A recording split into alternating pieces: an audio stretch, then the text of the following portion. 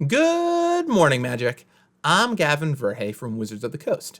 Now, before we get into the meat of today's episode, I wanted to let you know that next week I'm doing an episode answering your Commander Legends questions. So go ahead and leave a comment down below with whatever you want to be answered about Commander Legends, and who knows, it might be chosen for the episode.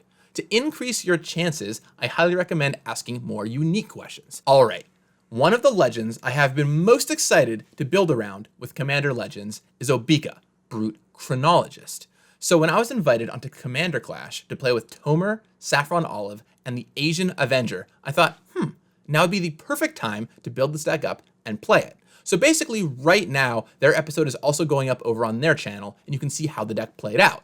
But I thought today I would show you my version of the deck and exactly what to watch out for with it.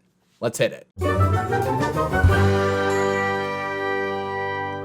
So to the surprise of probably no one, what you build an Obeka deck around is ending the turn at really advantageous times for yourself. So for example, you might play down a bounce land, and then before it picks up a land back to your hand, you end the turn and keep an extra land at play. Or maybe you evoke Muldrifter. You draw the 2 cards, but then before the evoke ability to sacrifice resolves, you end the turn. But you can get a lot more tricky than that. Let's say you attack with Broodbirth Viper and its Myriad goes off. You're attacking everybody, the tokens get through, who knows. Then, with its sacrifice ability on the stack, you end the turn. You keep all of the tokens, and those tokens also have Myriad. So next turn, they will create more tokens of themselves. So how are we going to set up to make sure we can get to our Obeka shenanigans? Well, we've got some mana ramp in cards like Signets. We've got some card draw in things like Phyrexian Arena and Rhystic Study. We have some tutoring, of course, to find just the card we're looking for. We have spot removal in cards like Chaos Warp, as well as mass removal in cards like Toxic Deluge, and then to top it all off, there's a bit of counter magic, just to make sure things are safe. And because I really wanted to play that foil mana drain. There are so many cool things you can do when you can end the turn. For example, I've got Ideas Unbound to draw 3 cards for just 2 mana. I've got Feldon to create tokens that won't go away, and then I even have Phyrexian Dreadnought for a 1 mana 12/12. Pretty saucy. But because you really want redundancy to make sure that even if your commander dies, you have plenty of ways to still end the turn, I have both Sundial of the Infinite and Discontinuity. And this is particularly important because of this next class of cards, the extra turn cards. I'm playing Final Fortune and Last Chance. And if I had a Warrior's Oath or it was on Magic Online for Commander Clash, I'd be playing that one too. Now, normally, I don't play extra turn effects in Commander. It's not that they aren't strong, they're plenty strong, but it's not the kind of game I like to bring to the table. However, I feel like if you're building a deck that can make Final Fortune and Last Chance work, you kind of earned it there. And because of these 2 cards, it's really easy to create explosive turns out of nowhere.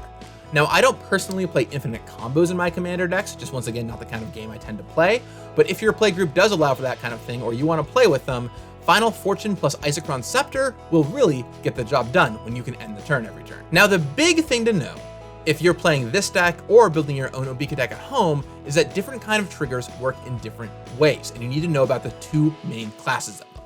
The first are the ones that happen at end of turn or at a specific time. For example, Flame Shadow Conjuring.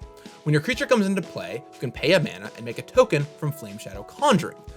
Then, at end of turn, the token is sacrificed. So, when that ability is on the stack, no problem, you end the turn. But there are also plenty of creatures like Kroxa, which when they come into play, you want to maybe resolve the ability to have them discard a card, but then, before it's sacrificed, you want to end the turn, so you keep the creature. These 2 things do not go well together. For example, let's take Araumi and Phyrexian Dreadnought. Let's say you have Araumi and of course Obeka in play, and Phyrexian Dreadnought in your graveyard. This seems awesome. You activate Araumi, you give your Phyrexian Dreadnought Encore, you Encore it back, you get a 12/12 for each opponent, and then you end the turn, cleverly dodging the ability to sacrifice all of your creatures, and you keep a bunch of 12/12s. The problem is then, at the end of your opponent's next turn, the ability to exile the Phyrexian Dreadnoughts is going to trigger, because the game never saw the end step happen. So at the beginning of the next end step that happens, your opponent's, it's going to trigger again. And because of this, I've seen a lot of people build the deck in one of 2 ways. Either you build it toward the way where you're trying to get a bunch of triggers that will all happen at the end of turn, so you can end them all at the same time, which is the most efficient way to go. Or you play one big thing a turn, a Kroxa or Phyrexian Dreadnought, and then end the turn right then and there. For me personally, I liked mixing and matching the two because it gave me the greatest breadth of options. But it does require a lot of very careful and judicious play, and you want to look ahead and try and figure out the ways you can play out your turns properly. So it kind of really is playing a really tricky commander already on hard mode. But hey, I believe you're up to the challenge. You can find my full deck list in the description down below, and be sure to go check out the episode of Commander Clash where you can see this deck in action. It's a wild game and you will not want to miss it. I'll talk with you again next week, and be sure to put those questions down below for the Commander Legends question and answer session. In the meantime, may you have a lot of fun ending the turn.